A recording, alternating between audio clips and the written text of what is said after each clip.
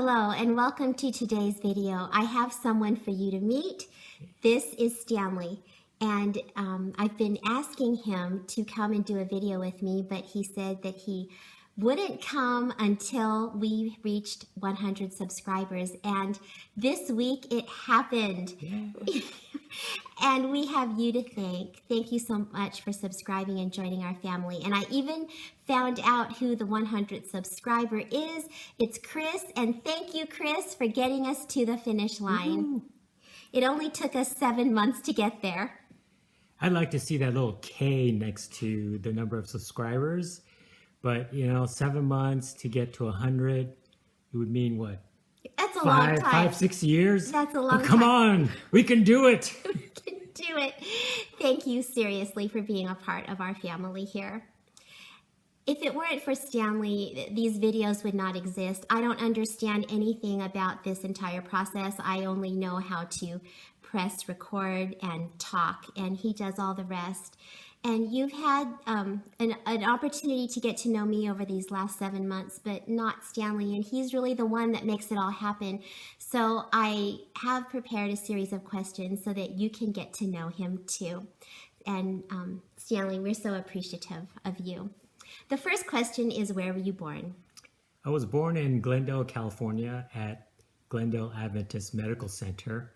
It was formerly called Glendale Sanitarium. And what is your middle name? My middle name is Kazuhiro.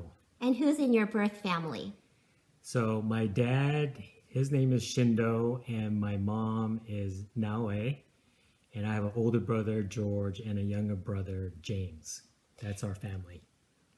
Tell them what you thought the first time you saw me when we were both 14. So that was the first day of high school, and I took a second look and I said, whoa, why is Laura Ingalls at her school? And did Ma really make that dress she's wearing? She did. No bonnet. But it must have been a good look for me because look at the results. Yeah.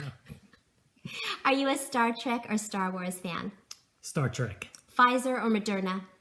So I have the Moderna vaccine. What was your first job?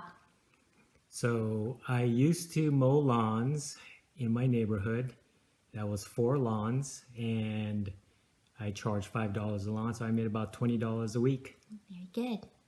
Impressive. What was your most recent home project?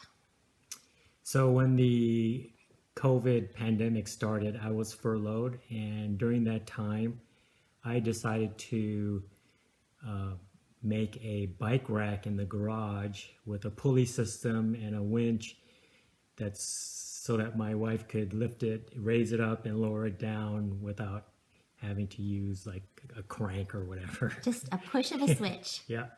What is something that's still on your to-do list? Ooh, so the front yard landscaping isn't finished, and the side yard landscaping isn't finished. The backyard landscaping isn't finished, so that just landscaping is not done.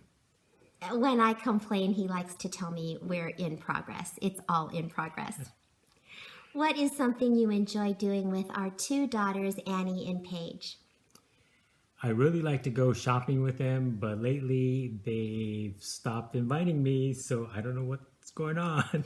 Girls, if you're listening. No, they're not watching our YouTube channel. Are you kidding? It's true. What are you watching with your wife right now?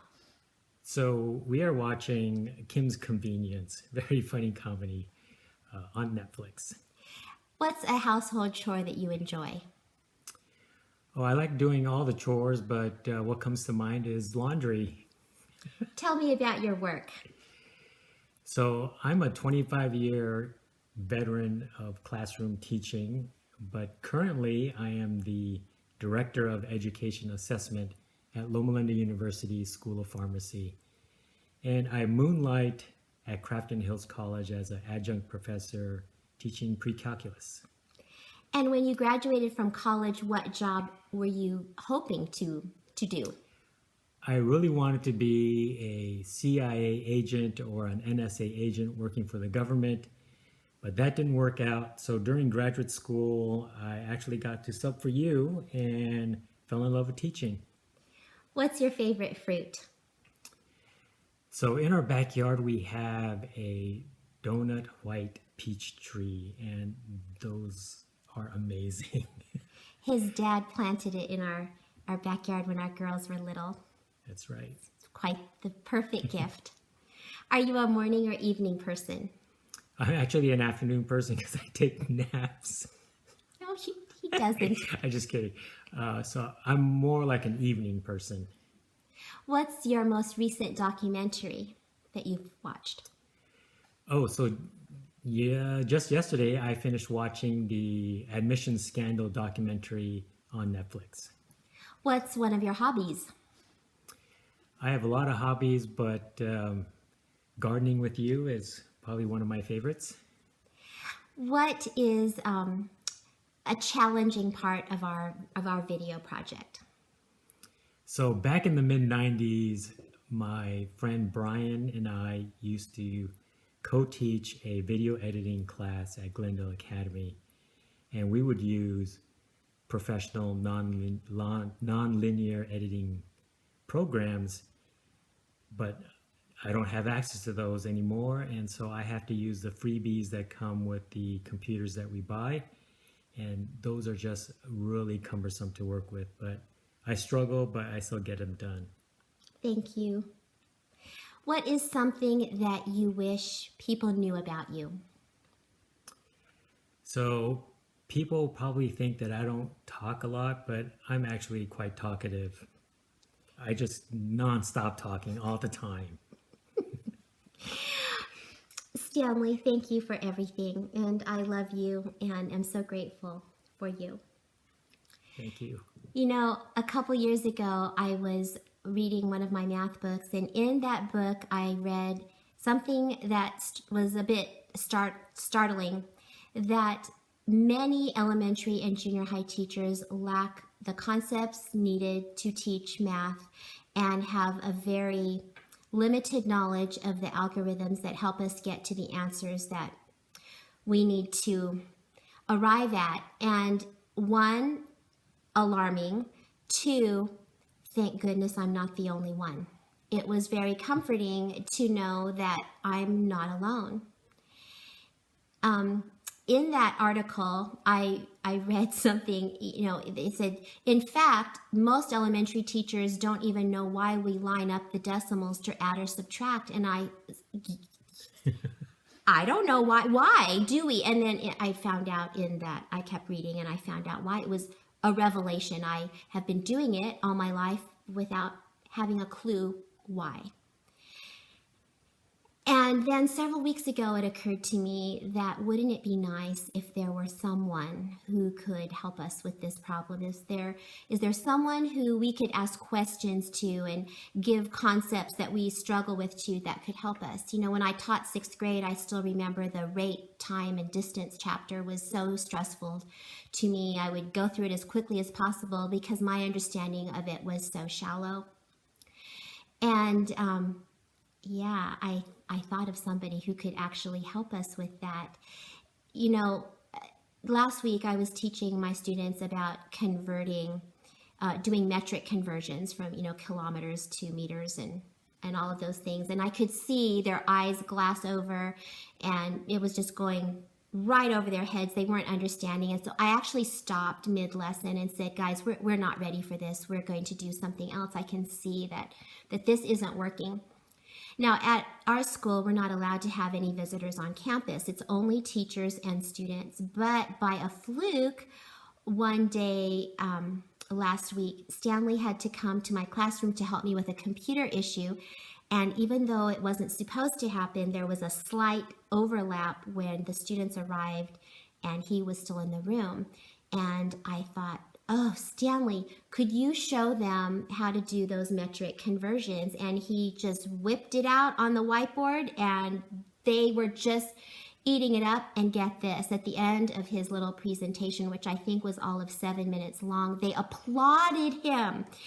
and they understood it, and they're saying, oh, I get it now. Oh, and my students love me. They are so good to me, and they show their appreciation of me all the time. But I have never had applause break out at the end of a math lesson. So I tell you this so that you know that he really is a skilled person at breaking down concepts and making them comprehensible. So I asked him if he would be our person, and he said, yeah, sure.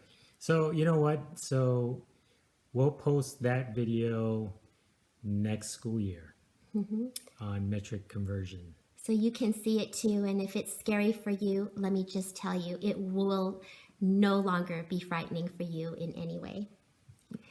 So that is what we want to work on. Now, all we need now is your suggestions, your areas of uncertainty, your trouble lessons. If you would be willing to put them in the comment section, then we would know where you struggle and then be able to have him help us. But I suspect that there are many of you who don't feel comfortable with making a public comment. And, I used to feel that way too. I never made comments on YouTube ever, but now I'm starting to get my feet wet in doing that. But still, we know that math is a very troubling mental health area, right? We know that math has the ability to crush human spirits like no other subject. So you may not feel comfortable in making your comment known to everyone. So I wondered what would happen if we type my name, Denine Matsuda, into Google, if anything would show up. And something does show up. Surprisingly, my school picture shows up on Google. I'm in a royal blue and white striped shirt, and you can click on that photo and it will take you to my school, and then you can look for that same photo again and click on it, and it'll take you directly to my school email, and then you can make a private request for a math concept that you would like Stanley to go over. And I want to assure you that there is nothing you can't ask. He is never going to say, I can't believe that 7th grade teacher doesn't know how to do this. This is truly a safe place where we can grow and learn together with the help of him. So this is the end of our video, and we really want to thank you for spending this time with us today. And until we're together again next week, we want to remind you, I am a math person. Have you not been watching my videos? You are a math person. And you are enough. Goodbye.